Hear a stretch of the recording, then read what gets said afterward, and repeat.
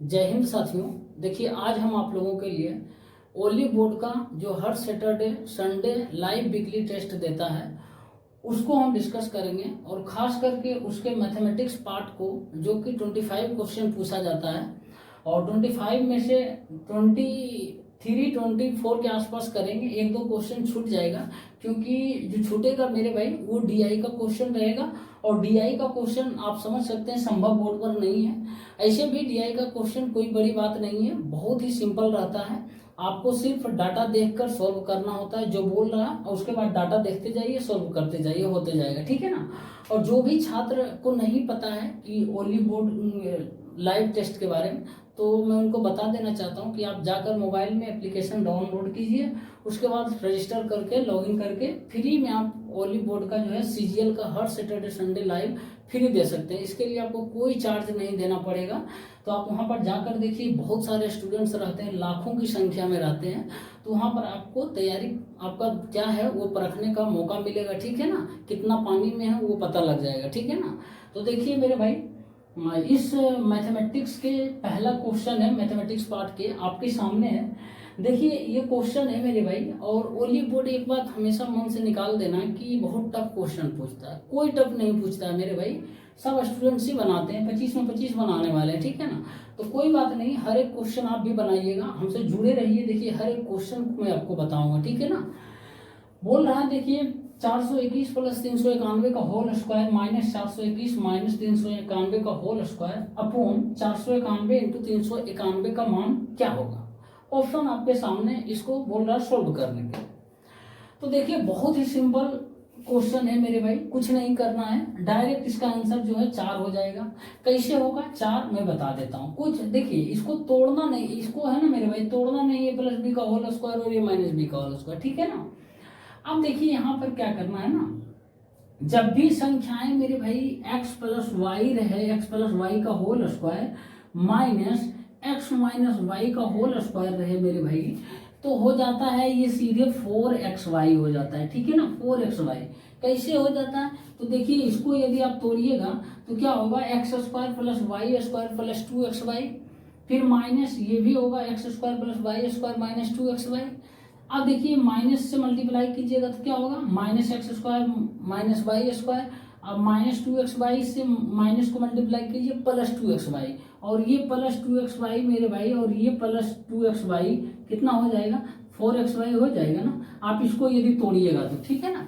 और एक और चीज है कि यदि यहाँ माइनस है ना, यदि प्लस रहे तो एक्स प्लस वाई का whole square plus x minus y का होल स्क्वायर रहे मेरे भाई, तो क्या कर देना है, इतना कर देना, 2 into x square plus y square. ये चीजें आप नोट कर लीजिए, ठीक है ना, बहुत ही काम देगा, छोटा चीज है लेकिन कभी कभी पूछ देता है, ठीक है ना।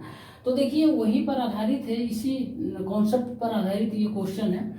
तो 421 प्लस 391 का होल स्क्वायर माइनस इतना, तो यदि इसको आप x मान लेते हैं, इसको y मान लेते हैं, देखिए x प्लस वाई का whole square minus x minus y का होल स्क्वायर है ना, तो सीधे ये जानते हैं इतना होता है तो 4xy होता है। तो क्या कर देंगे मेरे भाई, हम 4xy, x का मान कितना है, x का मान 421 मान है, y का मान कितना है मेरे भाई 391 अपॉन बटे में तो भी है कुछ है ना, तो 421 इंटू 391 कर देंगे मेरे भाई, ये दोनों खत्म हो जाएगा ना, तो कितना बच गया, 4 बच गया। तो 4 option number C right answer हो जाएगा, ठीक है ना।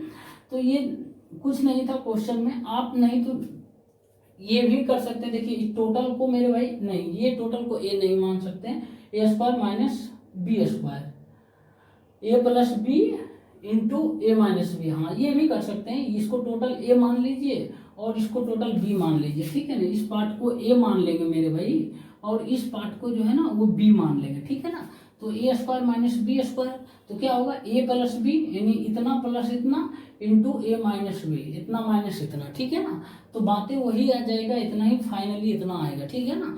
तो आप इस फॉर्म में याद रखिए, ठीक है ना, बहुत ही काम देगा। ठीक, पसंद आया मेरे भाई तो वीडियो को लाइक कर दीजिए, ठीक है ना। साथियों एक और सवाल है, देखिए ट्रिगोनोमेट्री का है, बहुत ही अच्छा सवाल है। बोल रहा कि 10 32 degree plus 10 81 degree plus 10 67 degree का मान क्या होगा, ये आपको बताना है, और ऑप्शन आपके सामने है, ठीक है ना। तो तो देखिए जब भी ऐसा क्वेश्चन आया होगा मेरे भाई, मन में एक ही ख्याल आना चाहिए कि ये फॉर्मूला पर आधारित है, जो कि 10a + 10b + 10c, ठीक है ना। तो 10a + 10b + 10c ये यहाँ पर दिख रहा है मेरे भाई। तो हमको पता है, देखिए ये तीनों एंगल को यदि जोड़ते हैं तो 180 डिग्री आ जाता है, ठीक है ना। आप जोड़िए, 7 1 8 2 10 के 0 बाकी 1 6 8 14 3 17 18 180 डिग्री आ रहा है, ठीक है ना। तो हम यदि 10 180 को मेरे भाई, क्या हम 10 32 डिग्री + 10 + 81 डिग्री + 67 डिग्री लिख सकते हैं मेरे भाई, कोई दिक्कत नहीं है ना। अब देखो 10 180 डिग्री का मान कितना होता है मेरे भाई, तो बोलिएगा 0 होता है, ठीक है ना, 0 होता है बराबर। अब 10a + b + c होता है ना, ये है ना 10, इस फॉर्मूला पर है मेरे भाई, देखो 10a + b + c पर है ना आधारित। तो इसका फार्मूला होता है मेरे भाई, मैं लिख देता हूँ, ठीक है ना। आप भी अपने जहाँ पढ़ते हैं ना वहाँ पर चिपका लीजिएगा, ठीक है ना। बहुत इंपॉर्टेंट फार्मूला है, देखिए बहुत सारे स्टूडेंट्स यहीं पर फंस गए होंगे, फार्मूला नहीं पता होगा, चल गए होंगे सीधे काम से। तो देखिए फार्मूला होता है 10a + 10b + 10c - 10a × 10b × 10c बटे मेरे भाई 1 - 10a × 10b - 10b × 10c - 10c × 10a, ये फार्मूला होता है, ठीक है ना। तो अब देखिए इतना 10a + b + c को इतना लिख सकते हैं ना। तो अब ध्यान दीजिए 10a + 10b + 10c हो जाएगा मेरे भाई, -10a × 10b × 10c, 10a × 10b × 10c होगा ना, बटे मेरे भाई 1 - 10a × 10b × 10c इतना लिखेंगे ना। तो देखिए 1 जब इतना जो भी नीचे रहेगा इससे मल्टीप्लाई होगा 0 से, तो 0 हो जाएगा, कोई जरूरत नहीं लिखने का। तो अब क्या करेंगे मेरे भाई, 10a + 10b + 10c यानी 32 + 10 81 + 10 67 बराबर, ये 0 है तो इधर माइनस आएगा तो प्लस हो जाएगा ना। तो आपसे यही तो पूछ रहा, तो ये बराबर कितना हो जाएगा, 10 32 × 10 81 × 10 67। कोई ऑप्शन है, तो ऑप्शन नंबर ए इसका करेक्ट आंसर हो जाएगा, ठीक है ना। मैं फिर से एक बार समझा देता हूँ। देखिए ये क्वेश्चन आपके मन में जैसे ही आया होगा, आपके माइंड में ये सर्कुलेट करना चाहिए कि ये 10a + b + c पर आधारित है, ठीक है ना। तो यहाँ पर आप देख लिए तीनों का एंगल जोड़ के 180 आ रहा मेरे भाई। तो हम 10 180 को हम इस प्रकार लिख सकते हैं ना, कोई दिक्कत नहीं। तो 10 180 का मान 0 होता बराबर 10a + b + c पर आधारित है ना। तो 10a + b + c का फॉर्मूला होता है 10a + 10b + 10c - 10a × 10b × 10c upon 1 - 10a × 10b - 10b × 10c - 10c × 10 है, ठीक है ना। ये फार्मूला याद होना चाहिए मेरे भाई, ठीक है ना, बहुत ही इंपॉर्टेंट फार्मूला। तो यहाँ पर अब उसके बाद क्रॉस मल्टीप्लीकेशन किए, जो भी नीचे लिखाएगा वो तो लिखाएगा ही, बाकी 0 हो जाएगा, कैलकुलेशन करेंगे क्रॉस मल्टीप्लीकेशन। उसके बाद इतना का मान पूछ रहा, तो इतना बराबर ये माइनस उधर है तो इधर आ जाएगा, 0 के इधर तो प्लस हो जाएगा ना। तो वही हो जाएगा, इतना बराबर इतना हो जाएगा 10 × 10b × 10c, ठीक है ना। उम्मीद करते हैं साथियों समझ आया होगा, कोई बड़ी बात नहीं, ठीक है ना। यदि नहीं भी समझ आया तो कमेंट बॉक्स में जरूर बताइएगा, ठीक है ना। जो समस्या वो आप बताइएगा, ठीक है ना मेरे भाई, जरूर बताइएगा। साथियों एक और सवाल आपके सामने है, देखिए बोल रहा है यदि x जो है 12.8 और 64.8 का माध्य अनुपाती है, यानी मीन प्रोपोर्शन है, तथा y जो है 38.4 और 57.6 का तृतीय अनुपाती है, तो आपसे पूछ रहा 5x रेशियो 2 क्या होगा। तो देखिए इस तरीके का सवाल ऑलरेडी हम सेट प्रैक्टिस में करा चुके हैं, और जिनको नहीं पता है तो कोई बात नहीं, मैं जितना बार आएगा उतना बार मैं बताऊंगा, और तब तक बताते रहूंगा मेरे भाई जब तक कि आपको याद ना हो जाए, आप एग्जाम हॉल में क्वेश्चन को सॉल्व करके ना आ जाए, ठीक है ना। तो हमारे साथ जुड़े रहिए, शुरू से लेकर अंत तक हर एक चीज आपको बताएंगे, ठीक है ना। तो देखिए माध्य अनुपात जैसी आता है मेरे भाई, मैं आपको बताया हूँ कि जब दो संख्याएं दी रहे x और y मान लेते हैं, और इसमें आपसे पूछे माध्य अनुपात क्या होगा, यानी मीन प्रोपोर्शन, तो माध्य अनुपात हो जाएगा मेरे भाई इन दोनों संख्याओं का मल्टीप्लीकेशन का अंडर रूट हो जाएगा, ठीक है ना, यानी x और y के मल्टीप्लाई करके इसको अंडर रूट कर देंगे, वही मीन प्रोपोर्शन यानी माध्य अनुपात होगा। ठीक, अब बोल रहा है कि y जो है ना वो 38.4 और 57.6 का तृतीय अनुपात है, ठीक है ना। तृतीय अनुपात में क्या बताए थे कि दो संख्याएं x और y जब है तो इससे आपसे पूछे तृतीय अनुपात क्या होगा, तो तृतीय अनुपात का फॉर्मूला आपको डायरेक्ट बताए थे, होता है मेरे भाई y² होता है, ठीक है ना, इतना बताएं। अब देखिए यहाँ पर क्या करेंगे ना, ये x जो होगा मेरे भाई इन दोनों संख्याओं का माध्य अनुपाती, मतलब इन दोनों संख्याओं के मल्टीप्लिकेशन का अंडर रूट होगा, तो सीधे यहाँ लिख देते हैं इन दोनों संख्याओं के मल्टीप्लिकेशन का अंडर रूट, यानी 12.8 इंटू 64.8, ठीक है ना। अब ये x आ गया, आपसे 5x में पूछ रहा हूँ, तो x आ गया 5 से मल्टीप्लाई कर देंगे तो 5x आ गया, ठीक है ना। अब बोल रहा अनुपात, अब बोल रहा 2y, y तो मेरे भाई आप देखो ये y जो है इन दोनों संख्याओं का तृतीय अनुपात है, मतलब इसका पहले तृतीय अनुपात निकाल लेते हैं, y² मतलब 57.6 इंटू 57.6 बटे 38.4, ये क्या आया, ये आया y क्या है तृतीय अनुपात, तृतीय अनुपात मतलब y² बटे x, ये y मेरे भाई ये मत समझ लेना, ठीक है ना, दोनों y अलग है, ये क्वेश्चन में है और ये मैं आपको एग्जाम्पल देख समझाए थे, ठीक है ना, फॉर्मूला पर।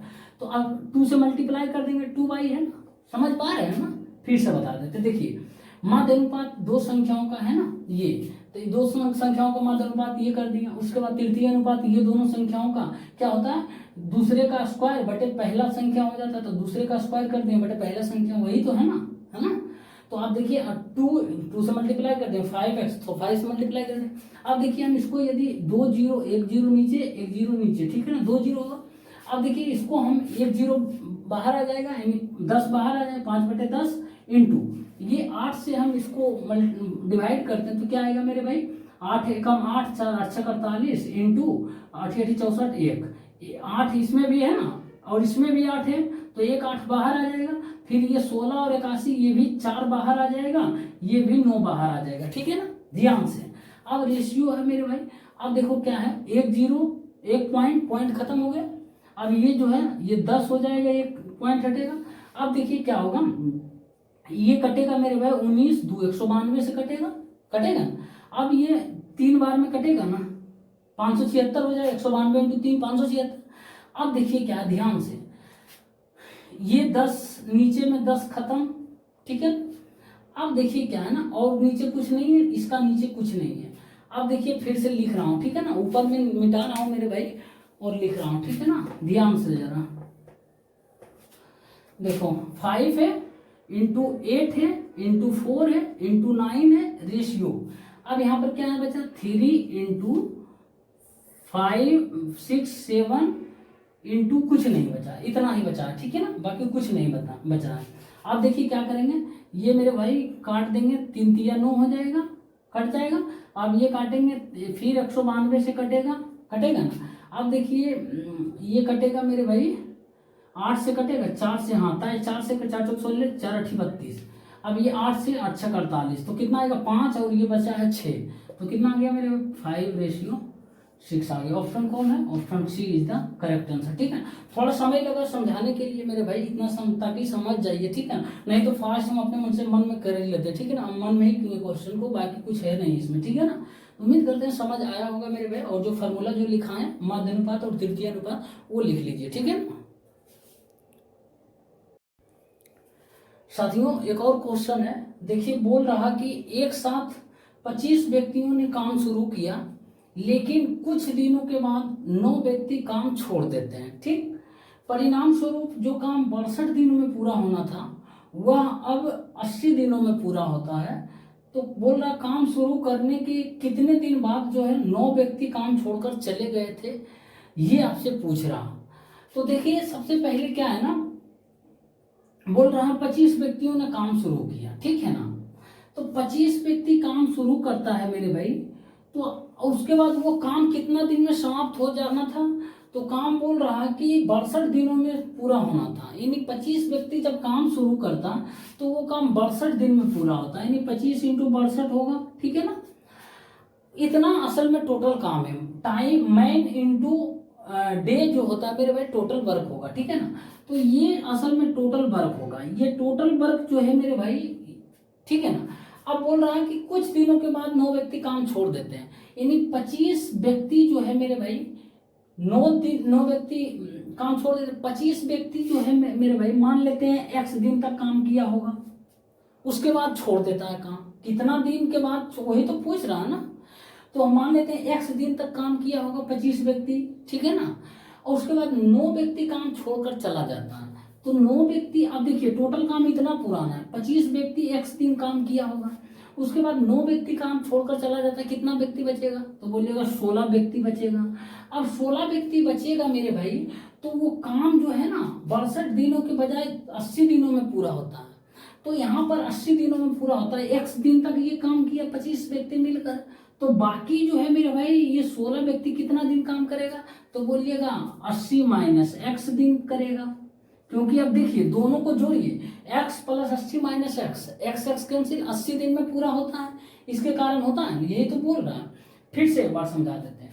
25 व्यक्तियों ने काम शुरू किया मेरे भाई, और वो काम जो है ना 62 दिनों में होना था, यानी 25 व्यक्ति जब 62 दिन काम करेगा तब काम पूरा होगा। अब बोल रहा है कि 9 व्यक्ति काम छोड़कर चले जाते हैं, तो मान लेते हैं पहले 25 व्यक्ति x दिन तक काम किया होगा साथ में, उसके बाद 9 व्यक्ति छोड़कर चला जाता है, मतलब 16 व्यक्ति बचता है।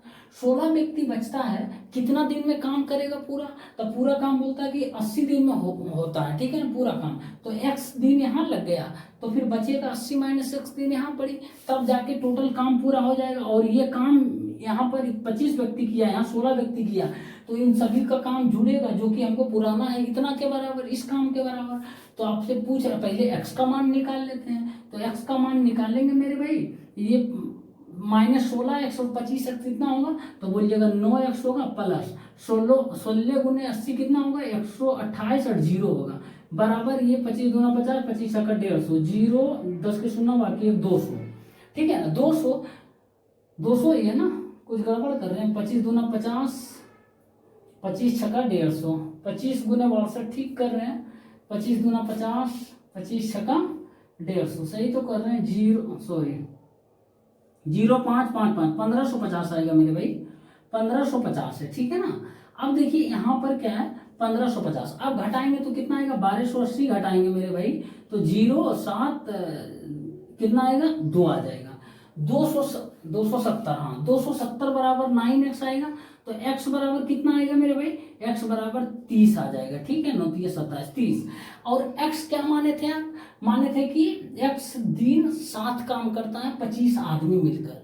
यानी आपसे पूछा क्या, काम शुरू करने के कितने दिन बाद 9 व्यक्ति काम छोड़कर चले गए, यानी काम 25 आदमी करता है, कितना दिन साथ करता है, तो x दिन, x का मान कितना है 30 दिन। यही तो पूछ रहा है कितना दिन शुरू करने के बाद, यानी कितना दिन तक काम करता है, तो साथ में 30 दिन तक काम करता है, यही आपसे पूछ रहा है। उसके बाद है ना छोड़कर चला गया 9 व्यक्ति, तब में 16 हुआ, यानी 30 दिन तक तो काम किया साथ है, तो यही आपसे पूछ रहा है। तो इसका आंसर हो जाएगा ऑप्शन ए करेक्ट आंसर, ठीक है ना।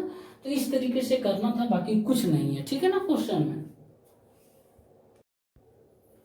साथियों एक और क्वेश्चन है, देखिए बोल रहा 3 sin a minus 6 sin QA upon 6 cos QA minus 3 cos A plus coat A का मान ज्ञात कीजिए। ऑप्शन आपके सामने है। तो देखिए इस क्वेश्चन में कुछ नहीं है, फार्मूला पर आधारित है।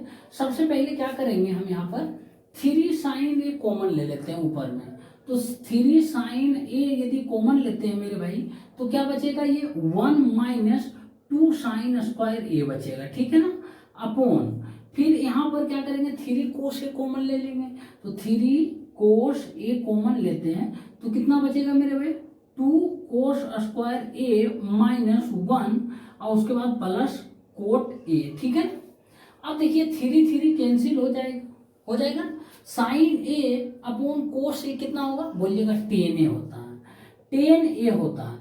अब देखिए यहाँ पर मेरे भाई ये दोनों चीज है ना सेम है, ठीक है ना, ये दोनों कट जाएगा। कैसे कटेगा मैं बता देता हूँ। ये cos 2A का फॉर्मूला होता है ना, कोस 2a बराबर 2 कोस स्क्वायर a माइनस 1 या 1 माइनस 2 साइन स्क्वायर है, ठीक है ना। कोस 2a बराबर आप लिख लीजिएगा, कोस 2a बराबर 2 कोस स्क्वायर a माइनस 1 या होता है 1 माइनस 2 साइन स्क्वायर है। आप इसको तोड़िए ना, देखिए 2 कोस स्क्वायर a माइनस 1 है ना मेरे भाई, तो इसको 2 इंटू 1 माइनस साइन स्क्वायर ए करेंगे ना, तो फाइनली इतना ही आएगा, ठीक है ना। 1 माइनस 2 साइन स्क्वायर दोनों बराबर है, तो दोनों बराबर है, दोनों कट जाएगा, तो 1 बचेगा। तो 10a प्लस वहां पर क्या है, कोट ए। अब 10a प्लस कोट ए को डायरेक्ट लिखने का तरीका है मेरे भाई, लिख दो आप इसको कोसेक ए इंटू सेक ए, ठीक है ना। तो कोई ऑप्शन है कोसेक ए इंटू सेक ए, तो ऑप्शन नंबर ए इसका करेक्ट आंसर हो जाएगा। कैसे होगा मेरे भाई, कुछ नहीं, आप देखिए इसको साइन ए बाई कोस कर सकते हैं, साइन ए बटे कोस ए प्लस इसको कोस ए बटे साइन ए करेंगे ना, तो एलसीएम लेंगे तो साइन स्क्वायर हो जाएगा प्लस कोस स्क्वायर, क्या होगा ऊपर 1, तो 1 बटे साइन ए इंटू कोस ए होगा, या 1 by cos a into sine a जो बोलिए। तो उसके बाद 1 by cos a into sine a क्या हम नहीं लिख सकते हैं, कोसेक ए इंटू सेक ए लिख सकते हैं। तो इस तरीके से डायरेक्ट यहाँ पर इसका मान इतना होता है, ये याद नहीं रखिएगा, बस ऐसे ही हम लिख दिए, ठीक है ना डायरेक्ट। तो इस तरीके से किया जाता है, लेकिन कोस 2a का फॉर्मूला जरूर ये लिख लीजिए, 2 कोस स्क्वायर ए माइनस 1 या 1 माइनस 2 साइन स्क्वायर ए होता है, ठीक है ना। पसंद आ रहा है मेरे भाई तो वीडियो को लाइक कर दीजिए, ठीक है ना।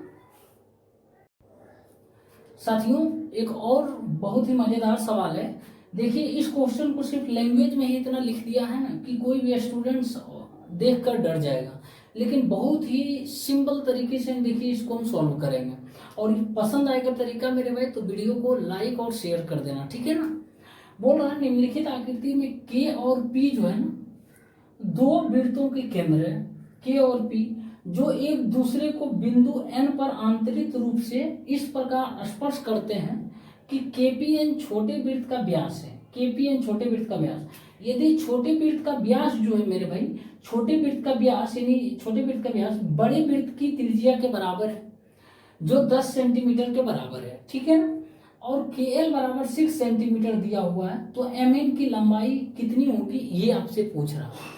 तो देखिए यहाँ पर K और P दो वृत्तों के केंद्र है, K और P दो वृत्त के केंद्र है, और K जो है वो बड़े वृत्त का केंद्र है, और P जो है ये छोटे वृत्त का केंद्र है, वृत्त के अंदर है ना, छोटे वृत्त का केंद्र है।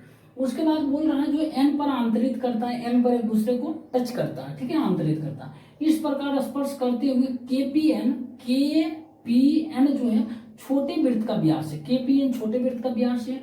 यदि छोटे वृत्त का व्यास यानी छोटे वृत्त का व्यास KN मेरे भाई बड़े वृत्त की त्रिज्या के बराबर है, तो KN जो है बड़ा वृत्त का व्यास है लेकिन छोटा वृत्त का त्रिज्या है, वही बोल रहा है त्रिज्या के बराबर है, जो 10 सेंटीमीटर के बराबर है। 10 सेंटीमीटर कौन है मेरे भाई, इस छोटे वृत्त का व्यास बोलिए या फिर बड़े वृत्त की त्रिज्या बोलिए, जो कि 10 सेंटीमीटर के बराबर है। तो यहाँ पर देखिए, यहाँ स्मॉल आर कर दिए हैं, और ये बड़े वृत्त के लिए कैपिटल आर हुआ, तो ये टोटल जो है मेरे भाई 10 है, ठीक है ना, ये टोटल 10 है, ठीक है ना। ये मैं लिख देता हूँ यहाँ पर 10, जो कि बड़े वृत्त का क्या होगा, त्रिज्या होगा, और छोटे वृत्त का व्यास होगा। तो छोटे वृत्त का त्रिज्या कितना हो जाएगा, 5 हो जाएगा, 5 हो जाएगा ना। अब देखिए यहाँ पर KL 6 सेंटीमीटर दिया हुआ, KL 6 सेंटीमीटर, तो MN की लंबाई पूछ रहा है, MN की लंबाई बहुत ही सिंपल तरीके से देखिए सॉल्व होगा मेरे भाई। ये KN जो दिख रहा है ये व्यास है ना, और ये त्रिभुज एक देखिए यहाँ पर KLN, त्रिभुज KLN अर्धवृत्त पर बना है, छोटा अर्धवृत्त पर बना कोण कितना होता है, तो बोलिएगा ये 90 डिग्री होता है मेरे दोस्त, ये 90 डिग्री होता है ना, ये 90 डिग्री। तो मेरे भाई ये 90 डिग्री होता है, तो ये 6 है दिया हुआ, और यहाँ से लेके यहाँ तक टोटल 10 दिया हुआ है ना।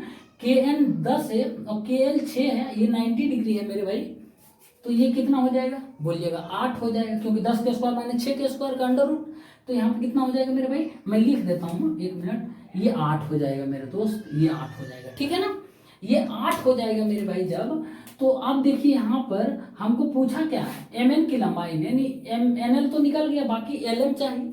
अब देखिए मेरे भाई ये 90 डिग्री है, ये 90 डिग्री है ना, ये 90 डिग्री, तो ये कितना होगा, ये भी 90 डिग्री होगा, क्योंकि एक स्ट्रेट लाइन 180 का होता है, ये 90 हो गया, तो ये भी 90 डिग्री होगा मेरे भाई, होगा ना। अब ये 90 डिग्री होगा, अब ध्यान दीजिएगा यहाँ पर कि ये 6 है मेरे भाई, ये 6 है ना, और के एम की लंबाई क्या दिया हुआ है कहीं? तो के एम की लंबाई नहीं दिया हुआ, बिल्कुल दिया हुआ मेरे भाई। देखिए के एम क्या होगा, बड़े वृत्त की त्रिज्या हो जाएगी ना, बड़े वृत्त की त्रिज्या होगी ना, के एम होगी ना। तो बड़े वृत्त की त्रिज्या कितना है? तो बोलिएगा 10 है, ये 10 है मेरे भाई। और ये के एल कितना है? 6 है, और ये 90 डिग्री है, तो कितना हो जाएगा? ये मेरे भाई 8 हो जाएगा, हो जाएगा ना। एम एल की लंबाई 8। तो आपसे पूछा क्या था? एम एन की लंबाई, यानी यहाँ से लेके यहाँ तक एम एन। तो ये आ गया 8 मेरे भाई, ये आ गया 8। कितना हो जाएगा? 8 + 8 हो जाएगा मेरे भाई। एम एन बराबर, मैं लिख देता हूँ, एम एन बराबर ML + LN, ठीक है ना। तो हो जाएगा मेरे भाई 8 + 8 बराबर हो जाएगा 16 सेंटीमीटर। इसका करेक्ट आंसर हो जाएगा, ठीक है ना। कितना मजेदार तरीका बताएं मेरे भाई, बहुत ही सिंपल तरीका था, ठीक है ना। तो इस तरीके से क्वेश्चन को सोल्व किया जाता है, बहुत ही इजी था क्वेश्चन, ठीक है ना। पसंद आया तो वीडियो को लाइक कर दीजिए और शेयर कर दीजिए, ठीक है ना। साथियों देखिए एक और सवाल है, बोल रहा है यदि घन के एक फलक का परिमाप जो है वो 28√3 सेंटीमीटर है, तो आपसे पूछ रहा घन का कुल पृष्ठीय क्षेत्रफल कितना होगा, यानी टोटल सरफेस एरिया पूछ रहा। तो देखिए यहाँ घन के एक फलक का परिमाप दिया हुआ, तो घन का एक फलक का परिमाप मेरे भाई होगा वो 4a होगा। मान लेते हैं घन की भुजा ए है, तो उसका एक फलक का परिमाप मेरे भाई होगा 4a, जो कि दिया हुआ 28√3 दिया हुआ, ठीक है ना। 28√3 दिया हुआ, जैसे बना देते हैं, जैसे ये घन है, ठीक है ना, ये घन बना रहे हैं मेरे भाई, ये घन बन गया, ठीक है ना। तो एक फलक का परिमाप बोला, मतलब एक साइड वाला परिमाप, ठीक है ना। तो एक साइड वाला मान लेते हैं, ये ऊपर वाला परिमाप बोल रहा है, यही परिमाप बोल रहा है ना, ये चारों, इस परिमाप क्या हो जाएगा? ए है, सभी का भुजा बराबर रहता है, तो कितना हो जाएगा? एक फलक का परिमाप कितना हो जाएगा? तो 4a हो जाएगा। इसमें कितना फलक होता है मेरे भाई एक घन में? तो आप काउंट करके बोलिए, कमेंट बॉक्स में बताइए सही सही, एक घन में कितना फलक होता है, कितना कॉर्नर होता है और कितना भुजा होता है, ठीक है ना। अब देखिए यहाँ पर दिया हुआ 4a बराबर 28√3, तो a बराबर कितना आएगा? बोलिएगा 7√3 आएगा। तो आपसे पूछ रहा है घन का कुल पृष्ठीय क्षेत्रफल, तो कुल पृष्ठीय क्षेत्रफल कितना होगा मेरे भाई? तो 6a² होता है। तो कैसे 6a² होता है? जिसे ये होता है वर्गाकार होता है, सभी का बराबर होता था, a होता है ना साइड, तो एक का पृष्ठीय क्षेत्रफल a² हो जाएगा, यानी वर्ग के आकार का, तो a²। ऐसा ऐसा कितना है मेरे भाई? पृष्ठीय 6 गो है, एक इधर एक नीचे, 2 इधर लेफ्ट राइट, 4 एगो आगे एगो पीछे, 6a² 6a² बराबर 6 × 7√3 के स्क्वायर करेंगे तो कितना हो जाएगा? 6 × 49 × 3 हो जाएगा। तो आप यहाँ पर हो जाएगा मेरे भाई 18×2 आ रहा, ठीक है ना। आप मल्टीप्लाई करेंगे तो 18 162 8 72 2 8 800 कितना? 82 आ रहा, ठीक है ना। तो 882 सेंटीमीटर स्क्वायर हो जाएगा इसका करेक्ट आंसर, ठीक है ना। यूनिट डिजिट 2 से आप नहीं कर सकते, क्योंकि 2 से हम भी करने का प्रयास किए, देखिए 3 को ऑप्शन है यूनिट डिजिट 2, ठीक है ना। तो इसलिए आप कैलकुलेशन करिए ही, ठीक। नहीं तो आप फिर 7 का मल्टीप्लीकेशन भी देख सकते हैं, कोई दिक्कत नहीं, ठीक है ना। तो इस तरीके से क्वेश्चन को सोल्व किया जाता है। साथियों एक और सवाल है, देखिए बोल रहा है यदि x बराबर 8 + 3√7 है, तो आपसे पूछ रहा √x + 1/√x का मान क्या होगा, ये आपको बताना। बहुत ही अच्छा सवाल है। तो देखिए आपसे आपके सामने दिया हुआ x का मान और पूछ रहा है √x के फॉर्म में, ठीक है ना। तो क्या कीजिएगा, बहुत सारे स्टूडेंट्स क्या चालाकी करेंगे कि यहाँ पर क्या करेंगे, दोनों तरफ √x कर देंगे, रूट लगा देंगे, इधर भी रूट लगा देंगे मेरे भाई, ठीक है ना। कोई बात नहीं, कर सकते हो, बनेगा, ये भी तरीका है मेरे भाई। लेकिन यहाँ पर जो ये रूट के अंदर संख्या है, इसको बाहर निकालने के लिए आपको थोड़ा सा संघर्ष करना पड़ेगा, ठीक है ना। लेकिन हम क्या करेंगे ना, इसको ये बिना रूट किए क्वेश्चन को सॉल्व करेंगे। देखिए कैसे, हमसे पूछा क्या, ये पूछा है ना √x + 1/√x पूछा है, तो कोई बात नहीं, √x + 1/√x बराबर हम मान लेते हैं k मान लेते हैं, ठीक है ना। तो जो k का मान आएगा वही इसका मान आएगा, क्योंकि इसके बराबर ये मान लिए ना। तो दोनों तरफ स्क्वायर हम कर देते हैं, तो दोनों तरफ स्क्वायर करेंगे तो a + b का होल स्क्वायर होगा, तो a² + b² हो जाएगा, +2ab हो जाएगा, a भी कट जाएगा तो 1 बचेगा, बराबर k², ठीक है ना। अब देखिए मेरे भाई x + 1/x + 2 आ गया, ठीक है ना। अब नहीं निकलेगा, x बराबर इतना दिया हुआ है तो 1/x बराबर नहीं निकलेगा, इसका उल्टा नहीं हो जाएगा, 8 माइनस 3√7 हो जाएगा ना। क्योंकि देखिए रेशनलाइजेशन फाइनली करेंगे ना, 1/x करेंगे तो रेशनलाइजेशन करेंगे 8 माइनस 3√7 हो जाएगा। नीचे में तो कुछ नहीं 1 आएगा, क्योंकि a plus b into a minus b, 8 8 64 minus 3 3 9 63, 64 minus 63 1, तो नीचे में एक ही रहेगा तो कोई मतलब नहीं। तो 8 माइनस 3√7, अब क्या है कुछ दम है तो 8 प्लस 3√7 x का मान प्लस 1/x का मान 8 माइनस 3√7 प्लस 2 बराबर k स्क्वायर, ठीक है ना। अब देखिए 3√7 कैंसिल, 8 प्लस 8 16 2 18, तो k स्क्वायर बराबर 18 आ गया मेरे भाई। तो k बराबर कितना आ जाएगा √18। कोई ऑप्शन है √18, तो ऑप्शन नंबर सी इसका करेक्ट आंसर हो जाएगा, ठीक है ना। तो जैसा देश वैसा भेष, जैसा क्वेश्चन आएगा उस तरीके से हमको रिएक्ट करना होगा, ठीक है ना। कोई बात नहीं, धीरे धीरे सब माइंड में आपको सेट कर देंगे कैसे सोचना है, क्वेश्चन किस तरीके का आएगा, कैसे रिएक्ट करना है, ठीक है ना। हमारे साथ बस जुड़े रहिए मेरे भाई। बिजली कट गई है, लाइन चला गया है मेरे भाई, ठीक है ना। तो ये क्वेश्चन हम कंप्लीट कर लिए, ठीक। साथियों एक और सवाल है, देखिए बोल रहा है यदि 20x² माइनस 30x प्लस 1 बराबर 0 है तो आपसे पूछ रहा है 25x² प्लस 1/16x² का मान ज्ञात करें, ठीक है ना। तो देखिए इक्वेशन आपको दे दिया गया है क्वाड्रेटिक इक्वेशन, और आपसे पूछ रहा है इतना का वैल्यू, ठीक है ना। तो देखिए यहाँ पर आपको जो पूछ रहा है, यहाँ पर एक चीज दिख रहा होगा मेरे भाई, ये 5x का स्क्वायर है और ये 4x का स्क्वायर है, ठीक है ना।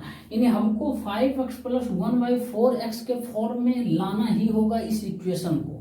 तो देखिए हम कैसे लाएंगे, तो क्या करेंगे 20x² प्लस 1 को इधर ही रहने देते हैं और 30x को उधर राइट साइड कर देते हैं, तो 30x कर देंगे। अब हमको चाहिए क्या मेरे भाई, हमको चाहिए 5x चाहिए, ठीक है ना।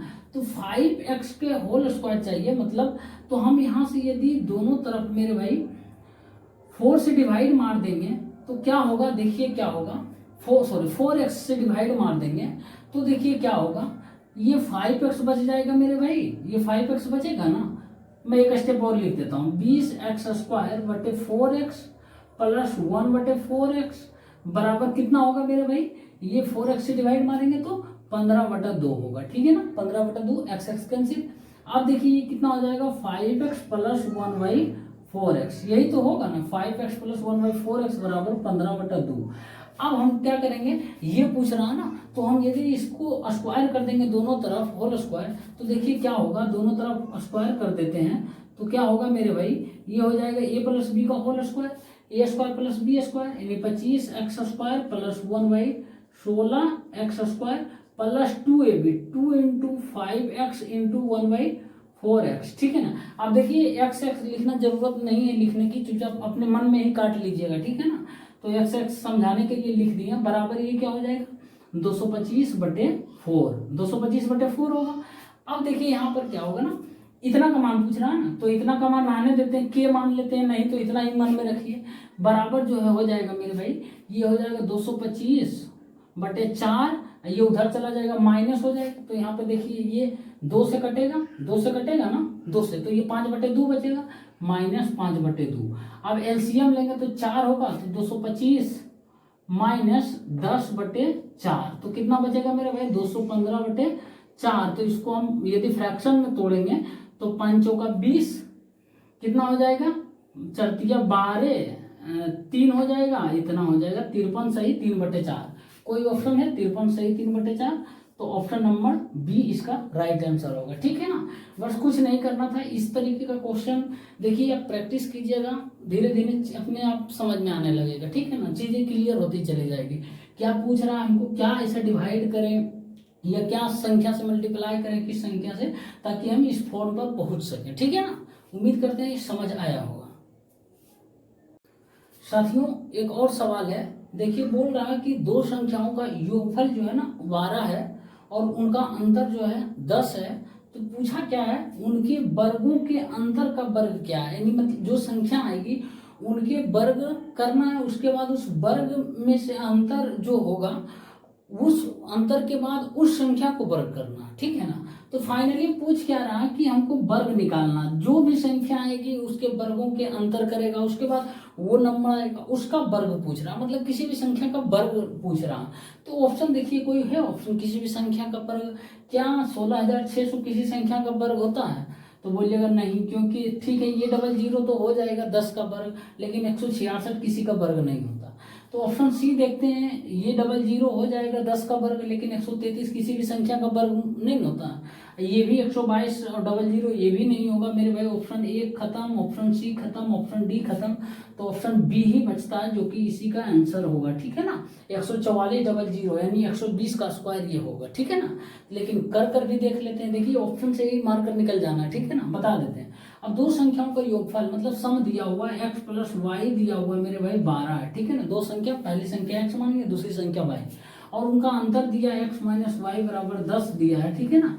तो आपसे पूछ रहा दोनों संख्या पहले निकालिए और उनके वर्ग कीजिए, उसके बाद वर्ग के अंतर का वर्ग, ठीक है ना। तो देखिए यहाँ पर x बराबर क्या हो जाएगा, जब दो संख्याओं का जोड़ दिया रहे और दो संख्याओं का अंतर दिया रहे ना, तो क्या करना है, x बराबर जो प्लस वाला है ना, x बराबर क्या करना है, इन दोनों संख्याओं को जोड़ के 2 से डिवाइड कर देना। तो 12 प्लस 10 कितना होगा, 22/2 11 डायरेक्ट लिखना, और y बराबर जो होगा मेरे इन दोनों संख्याओं के अंतर को 2 से डिवाइड करना। तो 12 माइनस 10 2/2 कितना आ जाएगा 1।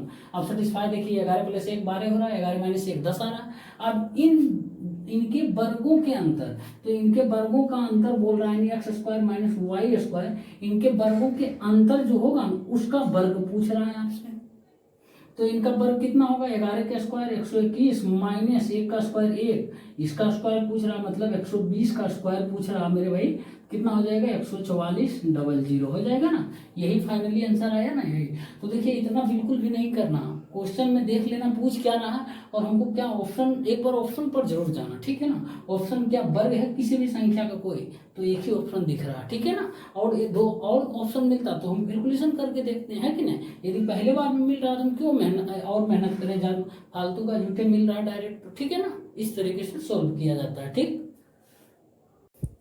साथियों एक और सवाल है, देखिए बोल रहा कि दी गई आकृति में एडी जो है एक समकोण त्रिभुज एबीसी के कर्म पर यानी हाइपोटेनस पर शीर्ष बिंदु है। यहाँ पर देखिए शीर्ष बिंदु का मतलब शीर्षलम कहना चाह रहा है, क्योंकि आप जो है जब इंग्लिश का इसका वर्जन देखिएगा करके, इंग्लिश में चेंज करके, तो अल्टीट्यूड दिया हुआ है। अल्टीट्यूड का मतलब हाइट, ऊंचाई।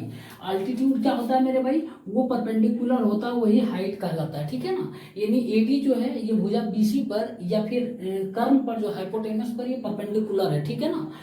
और AB और AC की भुजाओं के बीच का अनुपात आपसे पूछ रहा है, यानी AB और AC की भुजाओं के बीच का अनुपात। जब याद रखना मेरे भाई हमेशा कि जब राइट एंगल ट्रायंगल में हाइपोटेनस पर इस राइट एंगल से परपेंडिकुलर हम डालते हैं ना, तो एक रिलेशन बनता है, वो बनता है मेरे भाई AB स्क्वायर बराबर होता है, यानी इस भुजा के स्क्वायर करेंगे तो क्या होगा मेरे भाई, इस यानी BD इंटू ये हो जाएगा मेरे भाई टोटल जो है ना वो लंबाई हो जाएगा। टोटल कितना हो जाएगा, ये आपका 13 हो जाएगा, BD इंटू BC, ठीक है ना। उसी तरीके से AC स्क्वायर बराबर होगा मेरे भाई, AC स्क्वायर बराबर क्या हो जाएगा, CD इंटू BC हो जाएगा, ठीक है ना। अब देखिए दोनों को हम क्या करेंगे, डिवाइड कर देंगे। दोनों को हम है ना, ये एक है और ये 2 है, ठीक है ना। तो दोनों को हम डिवाइड करेंगे तो क्या होगा देखिए, तो AB स्क्वायर बटे AC स्क्वायर बराबर BC कैंसिल हो जाएगा। उसके बाद BD बचेगा, BD कितना 9 बटे CD कितना है 4, तो ये क्या हो जाएगा, AB बटे AC कितना हो जाएगा 3/2 हो जाएगा। यदि इसका स्क्वायर है ना तो अंडर रूट हो जाएगा, स्क्वायर हटाएंगे तो 3:2। आपसे पूछ क्या रहा, AB और AC का अनुपात 3 अनुपात जो है वो 2 आ जाएगा, ठीक है ना। कोई ऑप्शन है, ऑप्शन नंबर सी इसका करेक्ट आंसर हो जाएगा, ठीक है ना। तो इस तरीके से आज इतना क्वेश्चन करवाएं, पार्ट 1 में था ये मेरे भाई, और पार्ट 2 में जल्दी अपलोड कर देंगे, ठीक है ना, क्योंकि लंबा वीडियो नहीं तो हो जाएगा, ठीक।